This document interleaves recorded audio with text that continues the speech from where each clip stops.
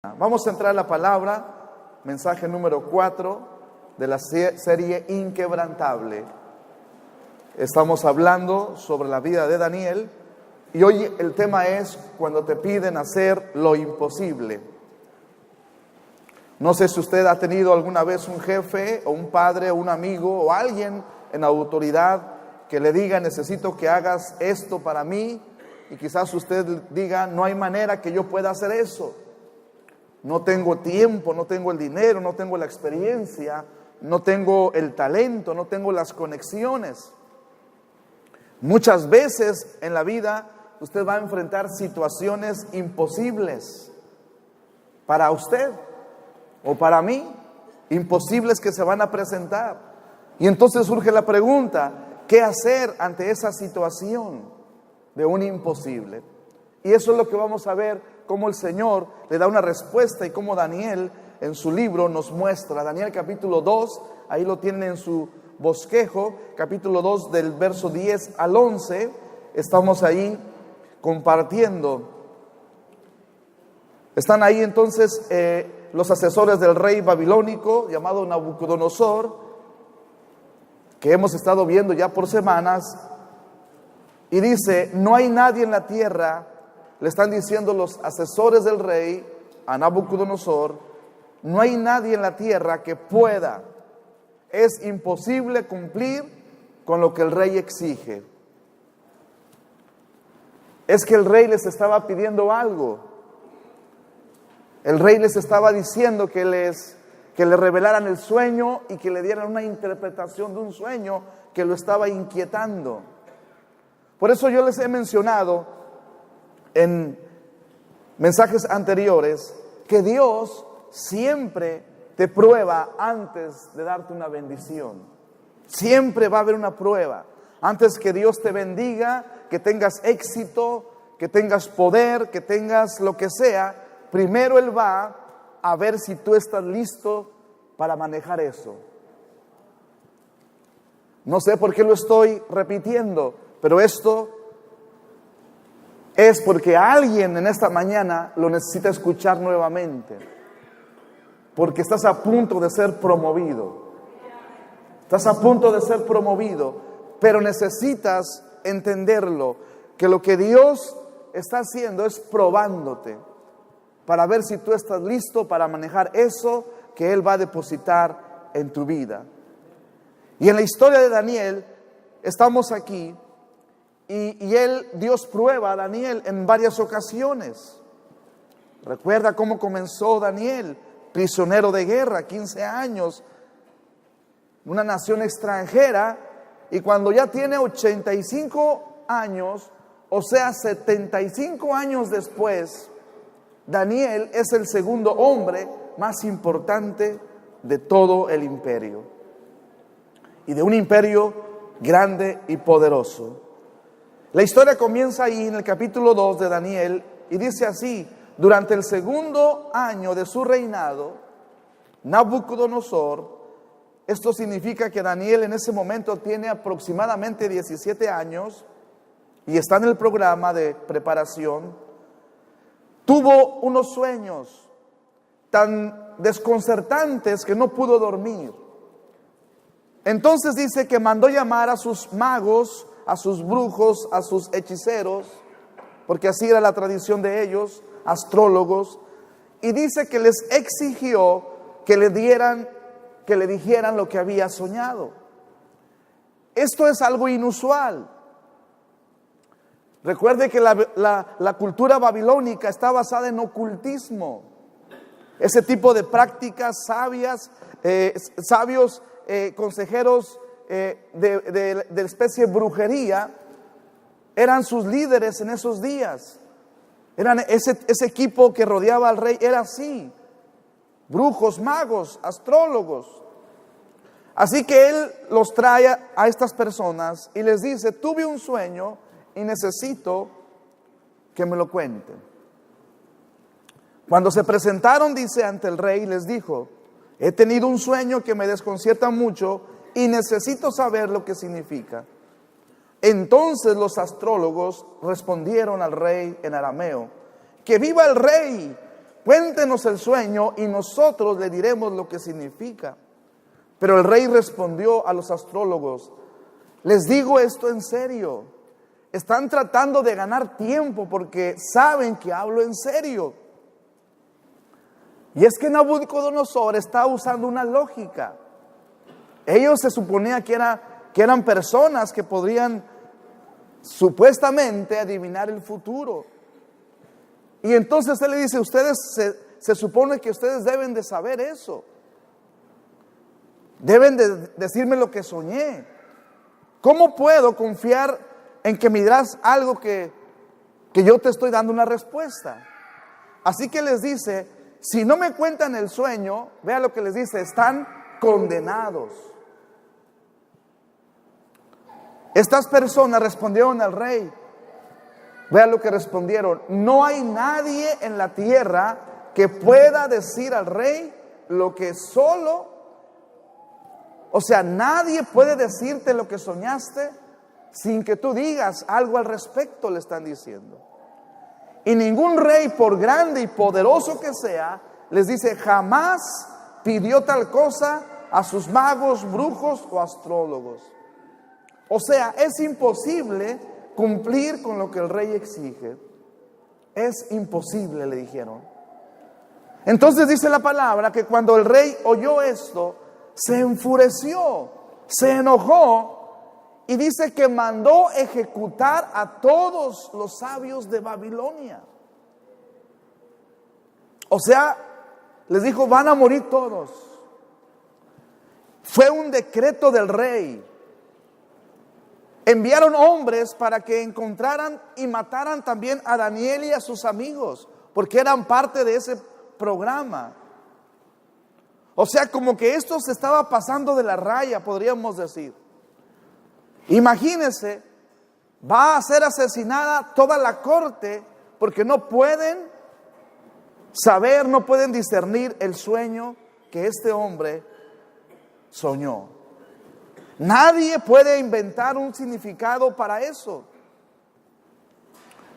Entonces dice que debido al decreto del rey enviaron hombres para ir con Daniel.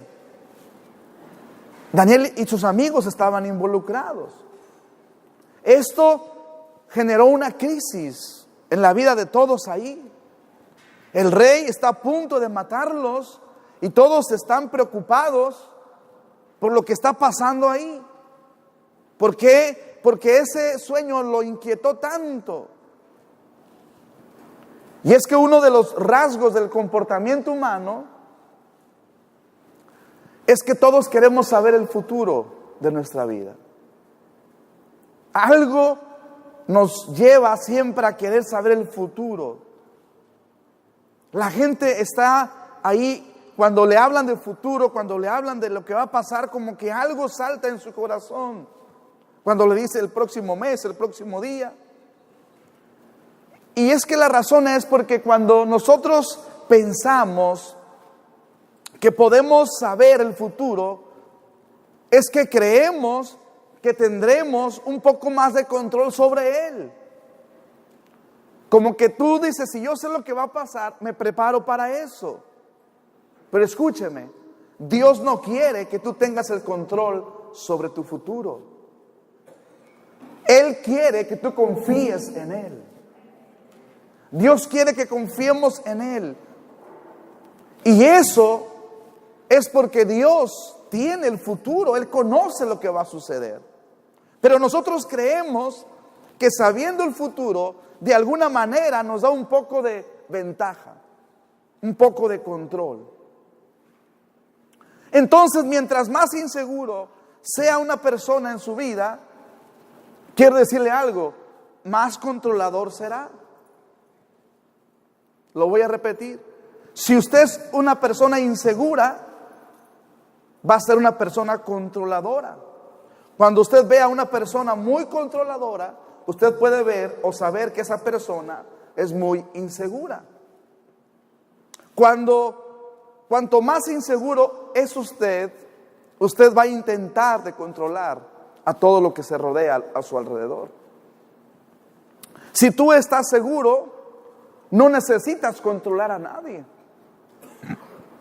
Si tú estás seguro de quién eres en Dios, en dónde está tu fe, en dónde está tu esperanza, no necesitas tener el control de todo lo demás. Continúas, avanzas, tú haces lo tuyo, yo hago lo mío y todos estaremos bien. Pero cuando hay inseguridad, la persona trata de controlar, tener el control de todo. Eso demuestra que hay inseguridad en su vida. Y hoy, 2500 años después de este evento que está pasando aquí en la vida de Daniel, las personas todavía están tratando de averiguar sobre el futuro. Y están tan desesperados porque quieren tener el control de lo que va a pasar. Porque no hay esperanza. Y buscan en las cartas, van que les lean las manos, el tarot, la ouija y tantas cosas de ocultismo, tratando de tener el control. ¿Por qué? Porque su vida está insegura. Hay inseguridad. Por eso, antes de continuar, quiero hacer un paréntesis aquí y decirle algunas cosas respecto a esto del futuro. Número 1, nadie sabe el futuro excepto Dios. Apúntelo. Nadie absolutamente sabe el futuro excepto Dios. Ni un adivino, ni un medium, ni un astrólogo, nadie. Dios dice que solo Él conoce el futuro. Si alguien por ahí te dice, te voy a leer tu futuro, te lo voy a decir, te está mintiendo. Grábelo bien, te está mintiendo. La mayoría de las cosas importantes, usted lo ha vivido o lo está viviendo, que suceden en su vida, fuiste sorprendido por ellas. Sean cosas positivas o sean cosas negativas. Y Dios dice que nadie conoce el futuro. Cualquiera que te diga que conoce o que sabe lo que va a suceder, te está mintiendo. Eclesiastés 8:7 lo declara. Nadie sabe lo que sucederá. Pero es que yo me enteré que andan por ahí en la calle personas adivinando y que personas que te leen. No. Nadie dice. Y podría yo decirle 50 versículos o más de la palabra donde dice que nadie conoce el futuro y ni nadie sabe lo que sucederá. Dice el verso 14 de Eclesiastés 10, nadie sabe a ciencia cierta qué es lo que va a suceder. Nadie puede predecir el futuro. Entonces Dios quiere que nosotros confiemos en Él, nuestro futuro. Por eso solamente Él nos revela lo suficiente para que podamos obedecerlo. La revelación de Dios está en la palabra. Aquí está todo lo que usted necesita conocer de todas las áreas de su vida, aún de su futuro. Ya está revelado por Dios, ya nos lo puso aquí, para que nosotros confiemos en Él, en su palabra, que Él es el guardador de nuestro futuro, que Él tiene un futuro y una esperanza guardada para nosotros, que nuestra vida está segura en Él y eso es suficiente. Todo lo demás que usted quiera investigar, qué va a pasar, qué va a suceder, todo eso viene del enemigo. Y Dios no quiere eso. Punto número 2, todo psíquico o medium son un fraude y son falsos. 100% falsos.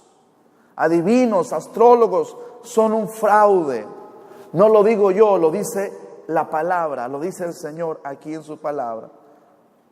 Y podríamos hablar mucho de eso y dar muchos textos, pero no es el punto. Solamente le voy a decir lo que dice Isaías 44:25. Yo frustro las señales de los falsos profetas y ridiculizo a los adivinos. Convierto su sabiduría en necedad. Levíticos 19:31, no te contamines. Dígale que está a su lado, no te contamines. Al recurrir a los mediums o a los que consultan a los espíritus de los muertos, yo el Señor, tu Dios. Cada vez que alguien se mete a esas áreas peligrosas del ocultismo, llámese astrología, llámese como se llame, el horóscopo, las cartas que le leen el café, todo ese tipo de prácticas te contaminan. Te contaminan. Traen una maldición sobre ti. El ser humano siempre anda queriendo hacer eso. Y hoy en la televisión, en los medios, donde quiera se presentan ese tipo de gente. Por eso dice el Señor, no quiero que estés buscando a nadie más. Si quieres tú saber el futuro, dice el Señor, ven a mí. Yo te voy a decir, no necesitas ir con esas personas, porque te vas a contaminar por ellos. Y el Señor es muy serio cuando dice estas declaraciones y estas advertencias. Levítico 26 dice, vea lo que dice, me pondré, dice esta versión, me pondré en contra. Dios está hablando. Me pondré en contra de todos los que se entreguen a la prostitución espiritual, al confiar en mediums, en los que consultan a los espíritus de los muertos, los eliminaré de la comunidad. Es serio el Señor cuando dice esto. Dios está involucrado, está involucrando a personas que hagan estas cosas y no está jugando a esos que leen cartas, la palma de la mano. Dios dice, aléjate de eso, porque estarías en contra de Dios. Dios dice, no te quiero cerca de esas personas que tratan de controlar el futuro, porque eso es farsa, son fraude. Estás perdiendo tu tiempo con ellos y estás perdiendo tu dinero. Por eso el Señor es muy claro en esto. Número 3, habla sobre la prueba del verdadero profeta de Dios.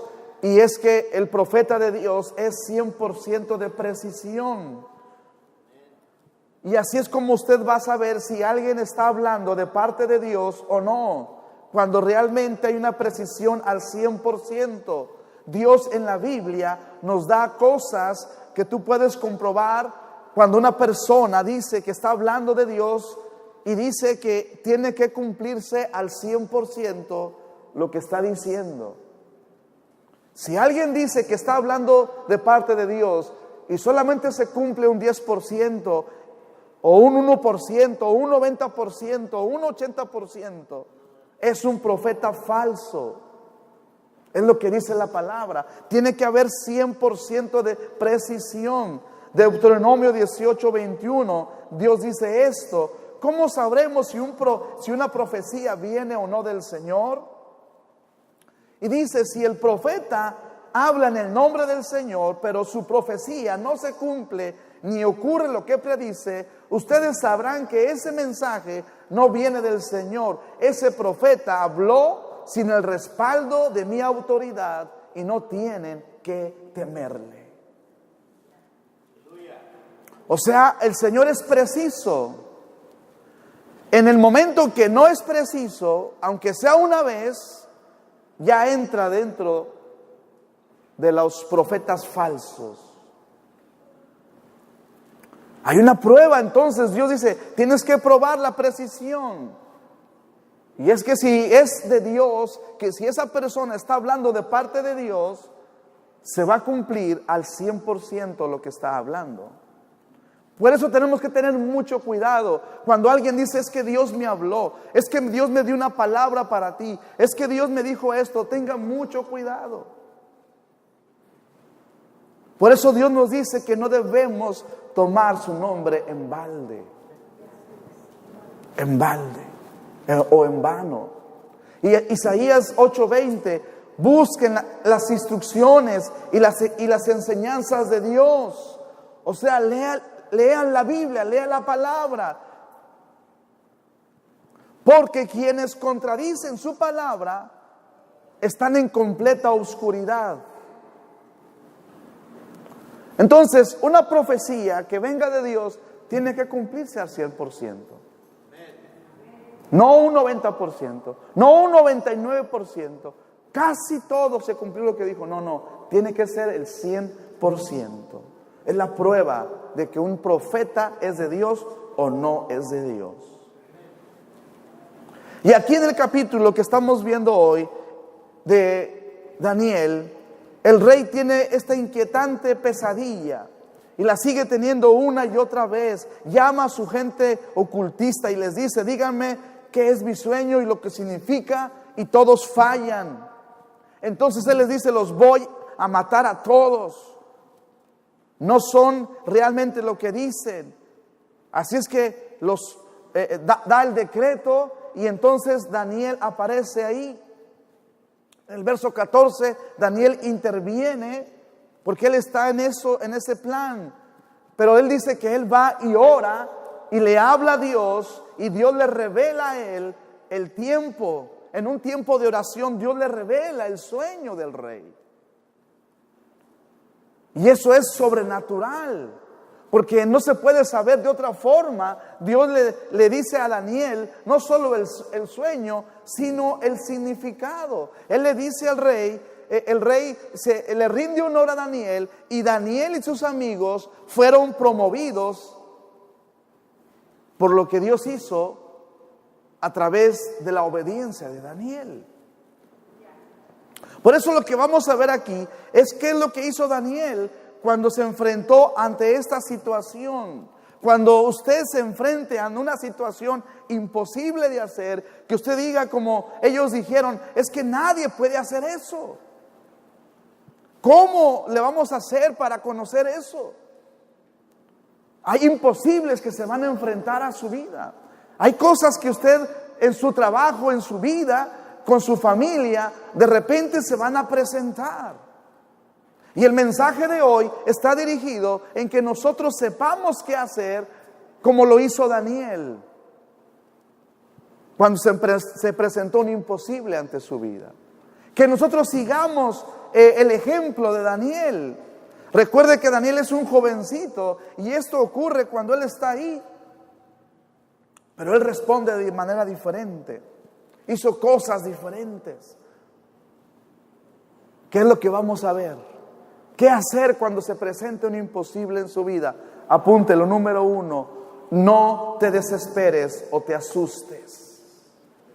Porque esa es la tendencia número 1, desesperarnos y asustarnos. Pero hoy te dice el Señor: no te desesperes o te asustes ante un imposible. En el caso de Daniel, él tuvo una razón legítima para preocuparse. Si el gobierno envía a alguien para asesinarte, probablemente tú te asustarías. Pero él no lo hizo. Daniel 2:14 dice que cuando Aroc, comandante de la Guardia Real, llegó a matarlos, porque ya el decreto ya se había declarado, Daniel manejó la situación, dice, con sabiduría y discreción. O sea, una vez más se prueba la fe de Daniel. Y él pasa. Él responde de manera como nosotros tenemos que hacerlo, con fe. La persona llega para matarlos y él maneja la situación con sabiduría y discreción. Por cierto, ¿qué te asusta en esta mañana? ¿Qué te asusta a ti en esta mañana?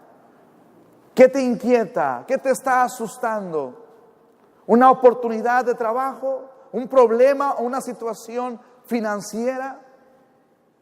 ¿Algo que no va a salir bien?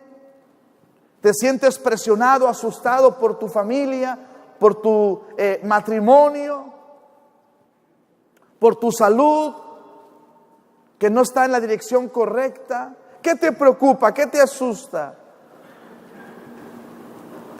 Porque hoy esta palabra es para ti. No te desesperes o no te asustes. Tenemos que responder con fe. Dios tiene el control de nuestra vida. Nuestra vida está en las manos de Dios. Ante cualquier situación que se presente, tenemos que confiar en nuestro Dios. Por eso lo segundo, conoce los hechos y la motivación. Es una pregunta. Cuando me refiero con esto, es que necesitas conocer todos los detalles y todas las circunstancias que están detrás de esa petición. Cuando alguien te pide hacer lo imposible, usted necesita investigar por qué está pasando eso, por qué está pidiendo eso. Necesitas involucrarte en todos los detalles necesarios para llegar al punto. Y allí está el rey, él está furioso. Y nadie se puede presentar así y nadie lo puede contradecir. Y están inquietos todos, están asustados. Y es que cuando la gente se asusta, cuando hay un susto, una situación así, se entra en una crisis. Y cuando hay una crisis, surgen las emociones. Nos volvemos emocionalistas. Quizás usted va a trabajar y su jefe viene y le dice, tienes que hacer esto, y sientes la presión que está ahí, y entonces esa presión te hace ser emocional y te hace reaccionar en las emociones. Por eso tenemos que tener cuidado. Vea lo que dice el verso 15. Le preguntó Daniel a este hombre llamado Aroc, ¿por qué emitió el rey un decreto tan severo? Le dice, entonces le respondió, él le dijo lo que había sucedido. O sea, le contó toda la historia, la situación. Proverbios 23 dice, adquiere la verdad y nunca la vendas. O sea, no tomes una decisión muy importante bajo una emoción o en las emociones. O sea, no tomes decisiones de cosas importantes solo reaccionando en la forma en la que te sientes, porque los sentimientos muchas veces mienten. Por eso tenemos que ir e investigar de qué se trata esto, por qué está pasando esto. Eso es lo que pasó en la vida de Daniel. Él fue a investigar qué es lo que necesito saber respecto a la situación. ¿Por qué esto? Cuando tú enfrentes una situación así, que está por derrumbarse, que hay una montaña que está frente a ti, necesitas investigar por qué está pasando eso. ¿Cuál es la razón? ¿Qué tengo que hacer para enfrentar esto? Conocer. Y entonces viene el tercer punto que hizo Daniel, que buscó una solución. Pidió un tiempo para buscar una solución. Dijo, bueno, necesito un tiempo. Y es que la razón por la que necesita usted pedir un tiempo es para analizar y estar tranquilos, porque en una crisis la tentación más grande es ser impulsivos, es de reaccionar impulsivamente, o sea, apresuradamente. Y a veces no pensamos cómo estamos reaccionando, porque está la crisis y lo que venga primero, y la reacción muchas veces es impulsiva, no es con la cordura, no es con la sabiduría. Apunte esto, es más importante tomar la decisión correcta, es más importante tomar una decisión correcta que tomar una decisión rápida. Es más importante tomar una decisión correcta que tomar una decisión rápida. Porque una decisión equivocada es una decisión equivocada. No importa si la toma despacio o si la toma rápido. Por eso cuando usted esté enfrentando una situación difícil, tómese un poco de tiempo, dé un respiro profundo. O sea, cálmese y hable con Dios.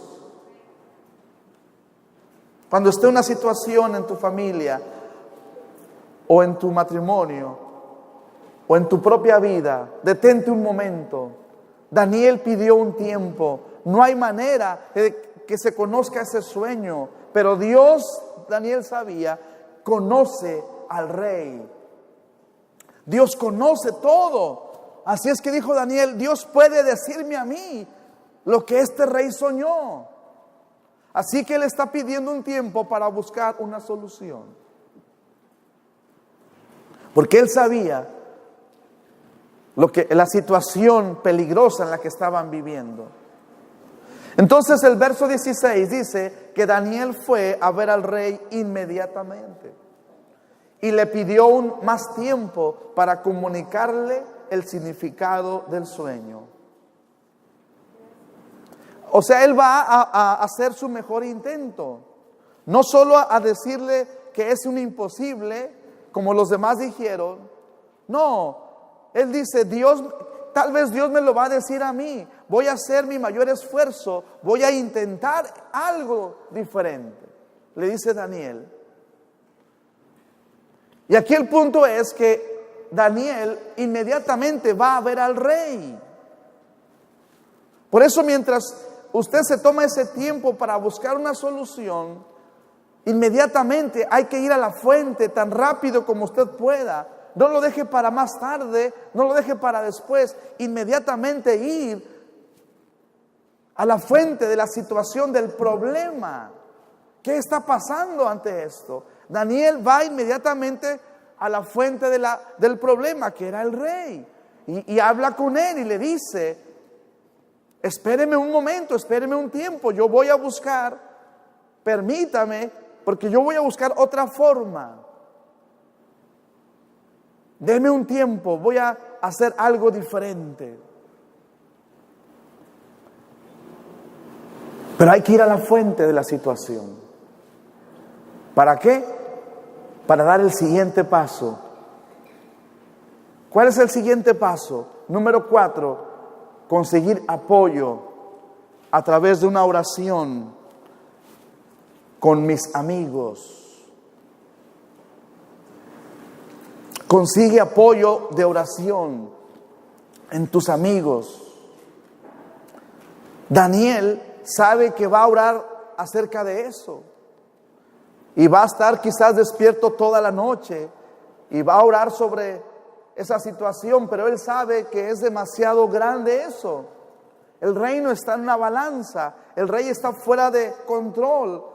Está a punto de ejecutarlos a todos, incluidos a ellos, aunque no estaban involucrados, pero iban en todo ese paquete y él sabía eso. Entonces él dice, tengo que conseguir apoyo de oración. Y entonces él va con su equipo de oración. Por eso aquí viene la pregunta, ¿tú tienes un equipo de oración? ¿Tienes amigos que oran por ti? Personas que están cerca de ti, en los cuales tú confías, una situación difícil, que sabes que tú cuentas con ellos en oración. Versículo 2 dice, capítulo 2, versículo 17 dice, entonces Daniel regresó a casa y le contó a sus 3 amigos, o sea, Ananías, Misael y Azarías, lo que había ocurrido. Les rogó que pidieran a Dios del cielo que tuviese misericordia y les revelara el secreto para que no fueran ejecutados juntos con los demás ahí en Babilonia. Qué importante es tener un equipo cercano a nosotros, personas que estén cerca de nosotros para apoyarnos en oración. Si usted tuviera hoy una situación difícil, piense por un momento, ¿a qué amigos llamaría usted inmediatamente? Tendrá 3 personas que si usted sale, espero que no suceda a nadie, pero que de repente usted saliera de aquí y tuviera un accidente por ahí. Usted necesita a alguien. Tendrás 3 personas, 4 o 5, que pudieras inmediatamente hablarles y decirles: estoy en una situación así, necesito que ores por mí. Si usted los tiene, qué bueno. Pero si no tienes personas cerca de ti, estás en una crisis. Porque estás viviendo un cristianismo solitario. Y Dios no quiere eso. Dios nos creó para estar en comunidad. Dios quiere que llevemos las cargas unos a otros. El enemigo quiere que tú vivas un cristianismo solitario. No, ve a la iglesia.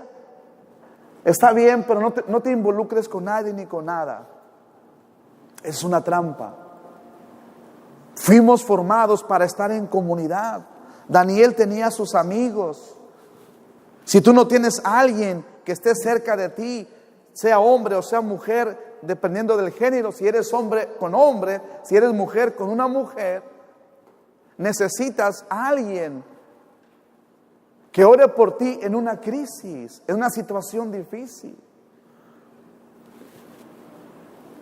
Hace unos días yo fui por ahí, estaba yo cortándome el pelo con una persona y estaba otra persona ahí, y de repente cuando el muchacho me dice: pastor, pásele, él se levanta y dice: hola pastor, mira esto y lo otro, y empezamos a platicar y me dice: ¿sabes qué? Ando preparándome porque voy a entrar a las elecciones para las diputaciones aquí del estado. Ora por mí. Yo nunca lo había visto, tenía años de no verlo, y él me pide que ore por él.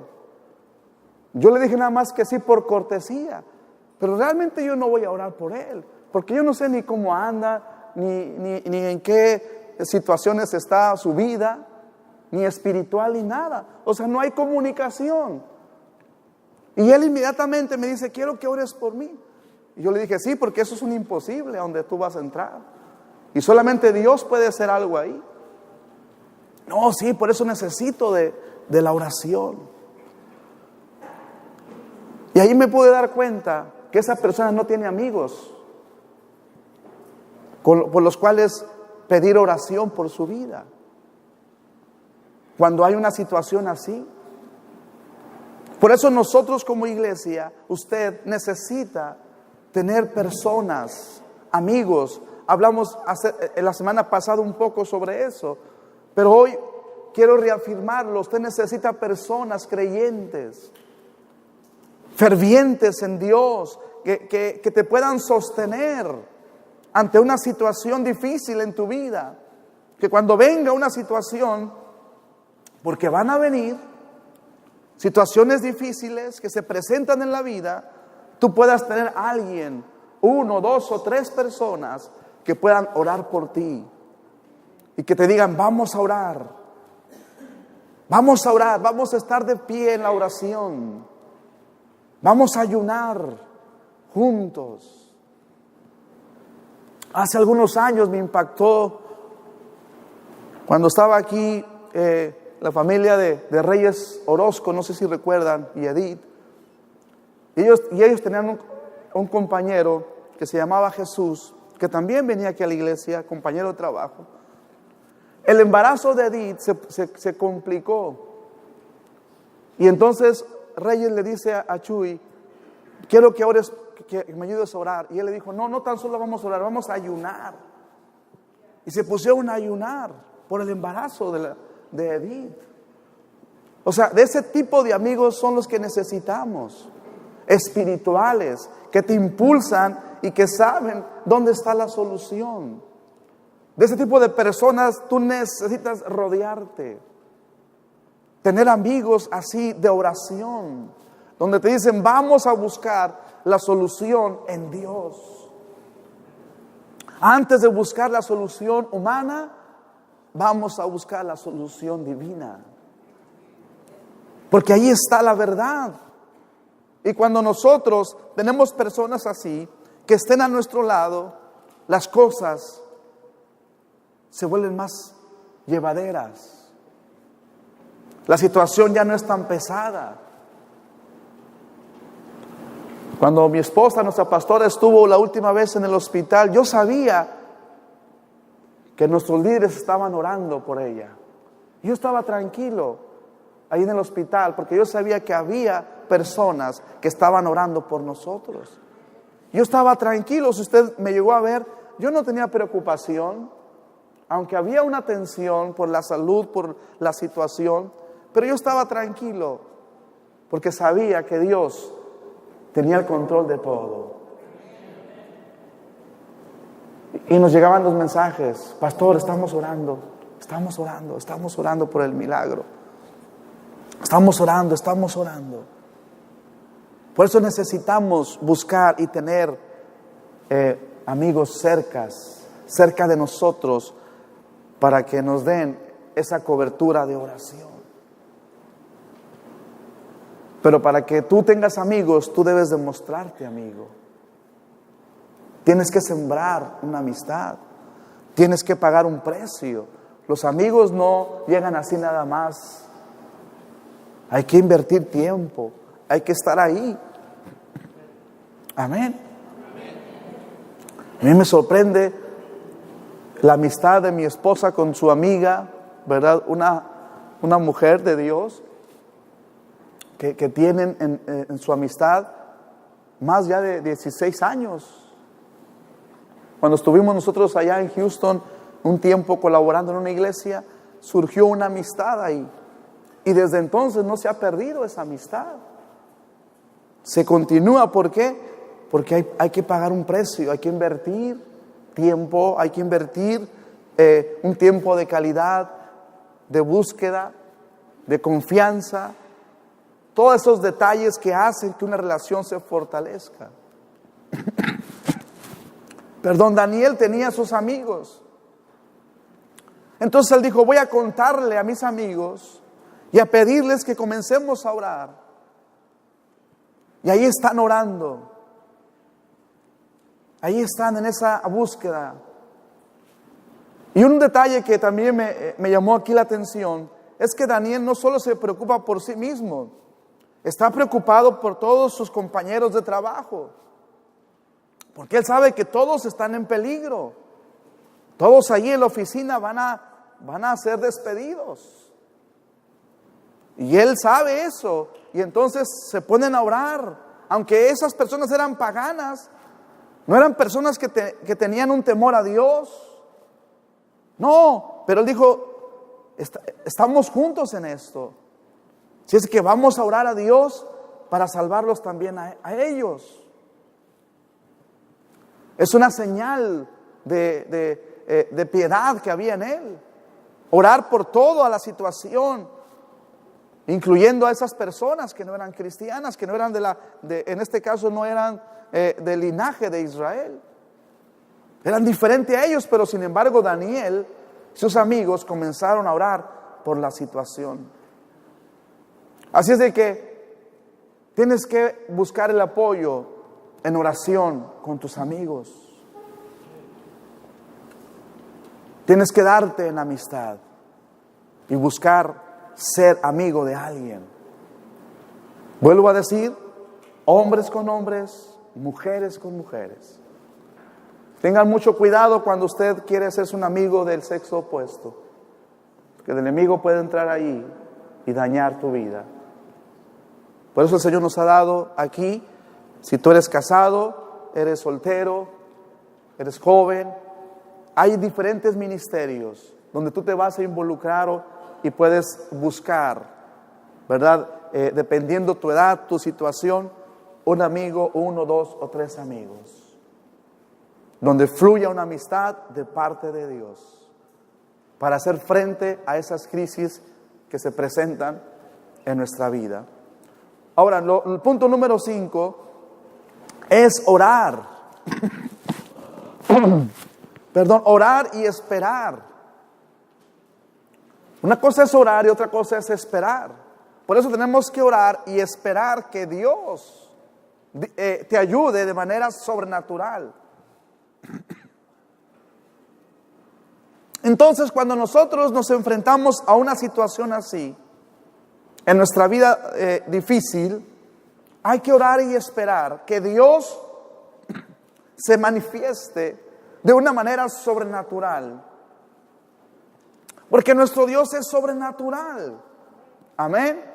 Cuando menciona la palabra sobrenatural, quiere decir que Dios está sobre lo natural. Lo natural está aquí, sobrenatural está arriba.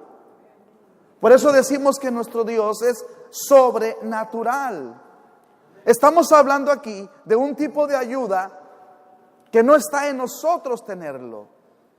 Está solamente en Dios, que no depende de tu lógica, que no depende de tu sabiduría, que no depende de tu talento, que no va a suceder a menos que Dios haga algo. Ese es el tipo de oración que necesitamos hacer. Esa es la posición correcta. Señor, vamos a orar por esto, y a menos que tú hagas algo, esto no se puede resolver. Esto no se puede resolver. Necesitamos tu intervención. A menos de que tú no hagas un milagro, esta enfermedad no se va. Necesitamos un milagro, Señor. Un milagro para esto. Un milagro físico, un milagro sobrenatural. Ese es el tipo de oración que necesitamos hacer. Y es la posición en la que nosotros necesitamos estar. Orar con fe, esperar que Dios obre. Nosotros no estaríamos en esta posición en la que estamos si no hubiéramos orado con fe hace 5 años. Todavía estaríamos en aquella posición, en aquel templo. Pero oramos con fe y esperamos en Dios que Dios nos diera la capacidad y que Dios supliera para hacer este auditorio. Porque en nuestra vida y en nuestra fuerza no lo podíamos hacer. Pero es Dios de una manera sobrenatural que ha bendecido a la iglesia y que la va a seguir bendiciendo, que nos ha dado la capacidad para hacer esto. Y prepárese porque viene lo mejor. Si Dios nos ha traído hasta aquí y nos ha enseñado a obedecer, nos ha enseñado a sembrar en su reino, es porque Él sabe y Él nos está promoviendo para otro nivel. Pero esto es cuestión de fe. Dígase lo que está a su lado, es cuestión de fe. Por eso es que necesitamos la ayuda sobrenatural. Cuando tú no tienes el dinero, cuando no tienes los contactos, cuando no tienes las conexiones, ni la educación, quizás ni la respuesta, ni la idea de cómo hacerlo, pero tienes la oración y tienes la fe. Ahí es donde tenemos que pedirle a Dios. Ahí es donde tenemos que buscar a Dios y esperar que Dios te ayude de manera sobrenatural. Esperar que Dios intervenga de una manera poderosa. Esperar que Él se manifieste. Y ahí es donde está lo interesante de esto. Porque Dios quiere que tú lo hagas. Dios desea que tú hagas algo. Y Él ha puesto una inquietud, una visión en tu interior. Pero hay que pedirlo de manera sobrenatural. Por eso hay que demostrar esa fe. Daniel, 2500 atrás, siendo un joven hebreo ahí y estando prisionero y siendo entrenado para ser el asesor ahí en Babilonia, dice la Biblia que no los tomaron a todos. Otros se quedaron allá en Israel. Y uno que se quedó, que estaba allá, era Jeremías. contemporáneo de Daniel. Y Jeremías vive el mismo tiempo que Daniel. Y Jeremías sabe lo que está sucediendo en Babilonia. Y ahí en su libro 33:3 de Jeremías declara algo: pídeme y te daré a conocer secretos sorprendentes que no conoces acerca de lo que está por venir. Y eso es exactamente lo que necesita Daniel. Daniel necesita que Dios le muestre lo que él no puede descubrir por sí mismo. O sea que hay algunas cosas en tu vida que tú no puedes conseguir a menos que Dios intervenga. Tú vas a tratar de adivinar, vas a tratar a trabajar quizás toda tu vida, de tratar de averiguar las cosas, cómo hacerle para hacer eso. Pero si tú buscas la dirección de Dios, si tú entras en el nivel de fe que Dios pide, va a ser más sencillo. Porque lo que necesitas es clamar a Dios. Y Él te va a decir cómo. Él te va a dar la respuesta. Dios te responderá y te mostrará las cosas que nunca podrás resolver por ti mismo. Pero hay que buscar a Dios. Escuche esto: Dios nunca cierra su almacén. El almacén de Dios, la bodega de Dios está llena, está abastecida para nosotros. Por eso dice la palabra: llámame. La Biblia dice que no tenemos porque no pedimos. Que no tenemos porque no pedimos. Imagínese usted llegar al cielo y estar ahí con Dios, y que de repente Dios le dice: mira, ven por acá, y que tú vayas a algún lugar y te lleven ahí, y que te diga: mira, todo esto tú pudiste haber logrado allí en la tierra, pero no lo obtuviste. ¿Sabes por qué? Porque no lo pediste. Si tú lo hubieras pedido, si tú hubieras clamado, si tú hubieras creído, eso se te hubiera dado. Nos vamos a llevar sorpresas. Por eso tenemos que pedir al Señor. Hay muchas referencias de la palabra, hay muchas escrituras donde nos dice el Señor que pidamos. Más de 20 veces en el Nuevo Testamento Dios dice: pide, pide, pide en mi nombre y se te hará dado. La Biblia dice que se te va a dar, que si tú llamas se te va a abrir. Pero hay que pedir, buscar a Dios de maneras diferentes. Dios dice que busquemos, que llamemos, que pidamos. Porque dice: no tienes porque no pides. Tantas cosas, escuche esto, tantas cosas que quizás nos hemos perdido simplemente porque no las hemos pedido a Dios. Por eso necesitamos pedirle a Dios. Dios dice: clama a mí, yo te voy a responder. Ante los problemas, situaciones que tú no vas a poder resolver, dice el Señor: clama a mí, puedes hacerlo.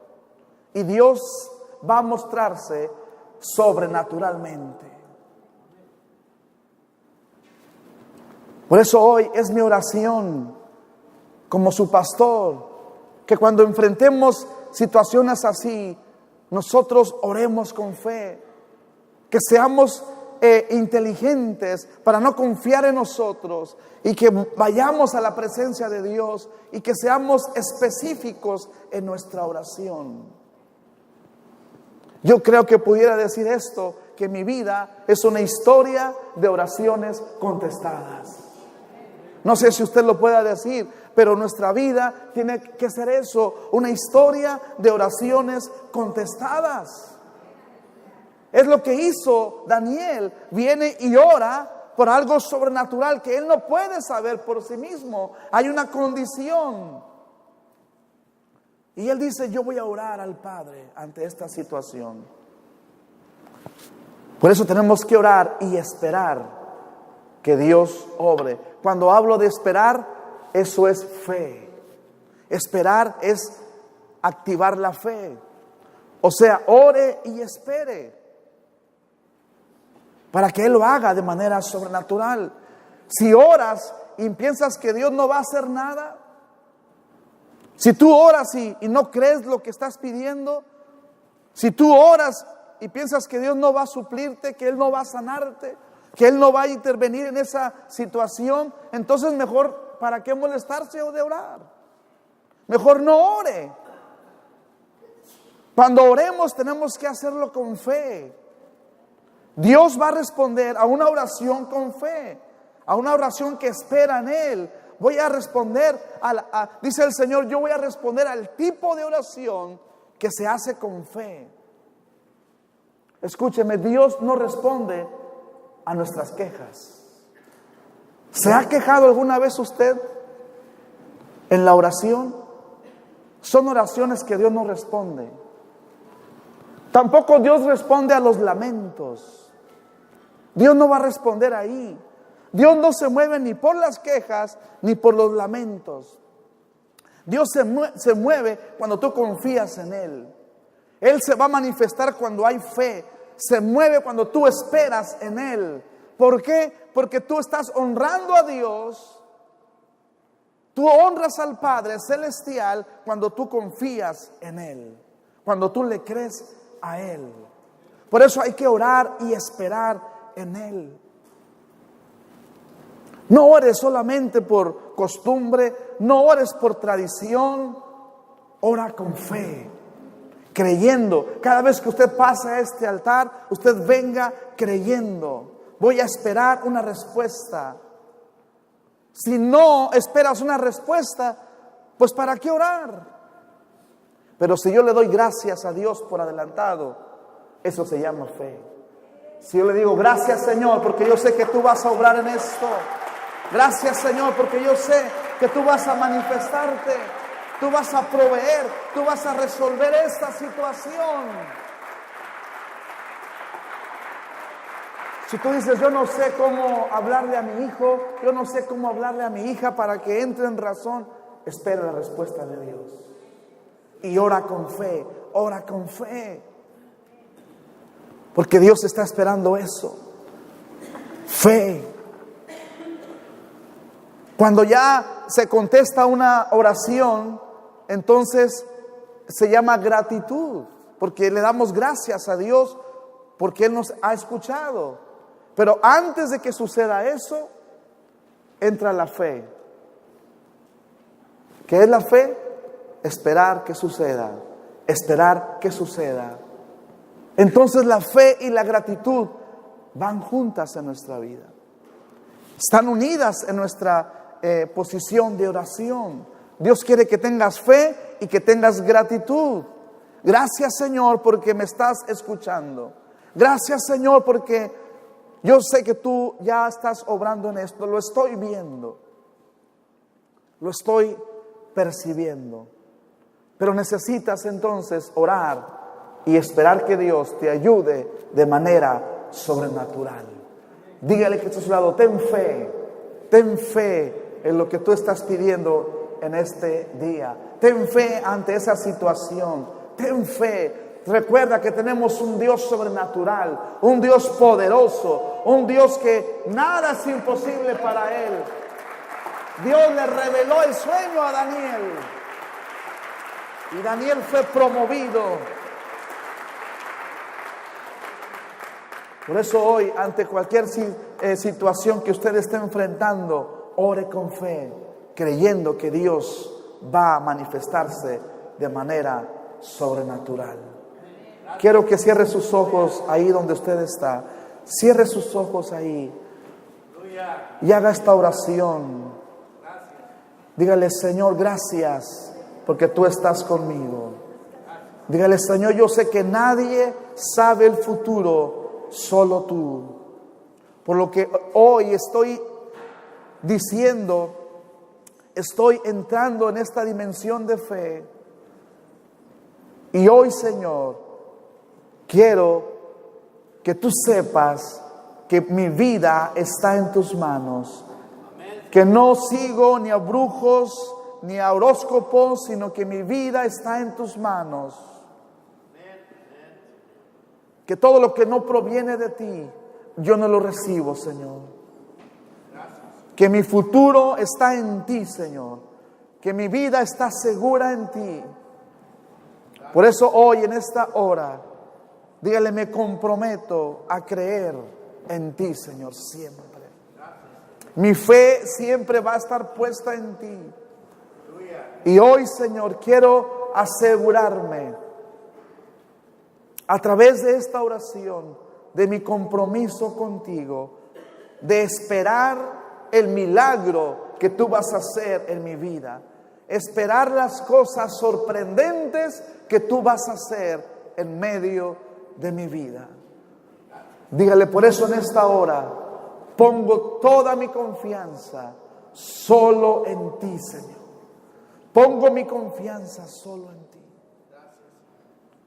Y hago a un lado todo lo que no provenga de fe, todo lo que no provenga de ti, Señor. Si se puede poner de pie en esta hora. Dice la palabra que en Él estamos seguros. En Él estamos seguros. ¿Por qué no levanta sus manos y le dice, gracias, Señor, por la seguridad que tú me das? Dile, no confío en nadie más sino solo en ti, Señor. Tú eres suficiente. Tu palabra es suficiente. Tus promesas en tu palabra son suficientes para mí, Señor. Que yo voy a cumplir mi propósito en esta tierra. Y cuando se presente algo que esté fuera de mi alcance, Señor, yo sé que cuento contigo. Yo sé que tú estás ahí para ayudarme, Señor. Dígale, por eso una vez más declaro que tú eres mi Dios todopoderoso. Mi Dios todopoderoso. Mi Dios todopoderoso. Por eso levanto mi adoración en esta mañana a ti. Mi confianza. Dile, todos mis días están contados en ti, Señor. Mi futuro está en ti. Yo no tengo temor al futuro, porque yo sé que tú, Señor, eres guardador de mi futuro. Porque yo sé que tú eres guardador de mis días. Gracias, Señor, porque todo está en ti. Todo lo que yo necesito está en ti, Señor.